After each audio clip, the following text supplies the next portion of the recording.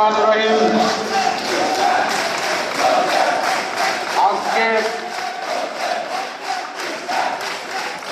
ঢাকা দক্ষিণ সিটি কর্পোরেশনের জনগণের ভোটে নির্বাচিত মেয়র জনাব ইশরাক হোসেনকে আদালতের রায়ের পরে গেজেট প্রকাশের পরে শপথ না পালনের প্রতিবাদে ঢাকা দক্ষিণ সিটি কর্পোরেশনের জনগণের উদ্যোগে আয়োজিত আজকে অবস্থান কর্মসূচি। এই অবস্থান কর্মসূচিতে উপস্থিত সকলকে ধন্যবাদ জানাচ্ছি আইন শৃঙ্খলা বাহিনী সহ বিশেষ করে ইলেকট্রনিক এবং প্রিন্ট মিডিয়ার বন্ধুদেরকে, যাদের মাধ্যমে আজকে সারা বিশ্বকে আমরা জানিয়ে দিতে চাই যে বাংলাদেশের ইতিহাসে একটি নতুন নজির সৃষ্টি হয়েছে, যে আদালতের রায়ে শপথ না করানো এবং গেজেট প্রকাশের পরে শুধুমাত্র কতিপয় অসাধু কর্মকর্তার হীন চরিত্র সাধন করার জন্য আজকে তারা আদালতকে বৃত্তাঙ্গুল দেখিয়ে শপথ করাচ্ছে না।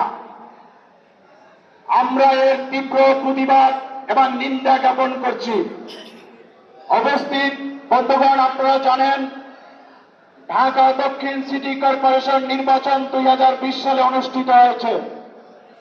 সেই নির্বাচনে আপনাদের জনতার মেয়র জনাব ইশরাক হোসেন সাহেবকে আপনারা বিপুল ভোটে বিজয় করার লক্ষ্যে সেদিন আপনারা ভোট কেন্দ্রে গিয়েছিলেন। আপনাদের পবিত্র আমানত পতিত শৈল সরকারের এক পরিকল্পনার মাধ্যমে আপনাদেরকে সেটা বাস্তবায়ন করতে দেয়নি। ওই নির্বাচনের শুরু থেকেই আমরা দেখেছি সেদিন সাধারণ নাগরিক যারা ভোটের জন্য বিভিন্ন জায়গায় ভোট চাওয়ার জন্য গিয়েছিল ইশরাক হোসেনের পক্ষে, তাদের উপর অত্যাচার, ভোট কেন্দ্রে ওই দিন তাদেরকে ঢুকতে দেওয়া হয় নাই, আমাদের এজেন্টদেরকে বারবার করে বের করে দেওয়া হয়েছিল। আমরা এই নির্বাচনের প্রতিবাদে, এই নির্বাচনটা সঠিক হয়নি, এই জন্য আমরা 20 সালের 1 মার্চ আমরা মামলা করেছিলাম নির্বাচনী ট্রাইব্যুনালে, এবং সেই মামলায় আমি অ্যাডভোকেট নুর ইসলাম জাহিদ, আমি সেই মামলা আপনাদের জনতার মেয়রের পক্ষে করেছিলাম।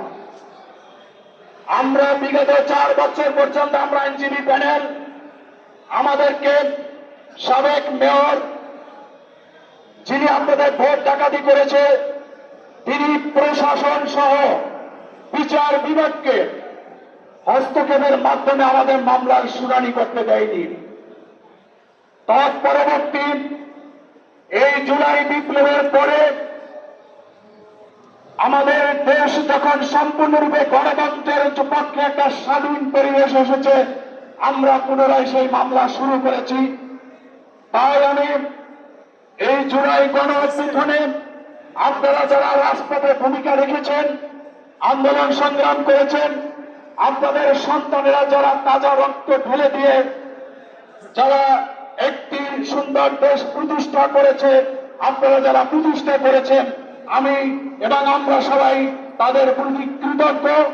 আমাদের জন্য আমরা আল্লাহর কাছে দোয়া করছি, কেননা এই বিপ্লব না হলে হয়তো বা আজকে আপনারা আমরা এখানে দাঁড়িয়ে প্রতিবাদ করতে পারতাম না।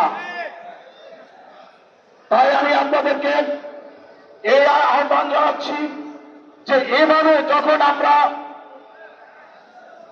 যে আজান দিচ্ছি, আজানের পরে আমরা সংক্ষিপ্ত বক্তব্য শুরু করব।